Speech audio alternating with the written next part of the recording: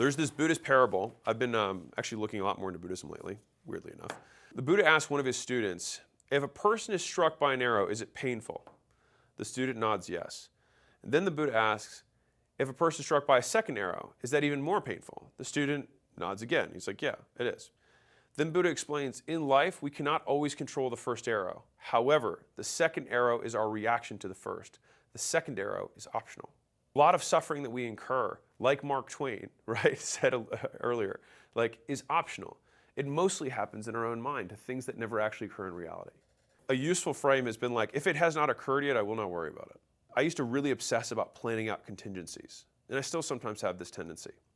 But if you're like, I want to play out this, I want to play this out, I want to play this out, I'll play this out, all these different scenarios in a negative frame. I'm not saying planning's bad, but I'm saying ruminating on negative, potential futures can be negative. By the time something like that happens, number one, it will not happen in the way that I imagined. It almost never does. Number two, I will have different resources available to me at that time versus what I have today. The path will become immediately obvious and apparent to me when that occurs, and if we're really honest about it, most serious thinking doesn't require that much time.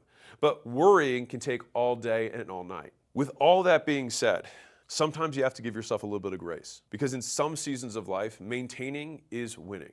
Just not losing ground is the W. You're not having a bad year. You had a few bad days that you're thinking about for the rest of the year. This has been something that I've been really visiting a lot, which is like, we think about our lives like this and say, this was bad, all of this was bad. But the thing is that these types of labels only happen in the abstract when zoomed all the way out.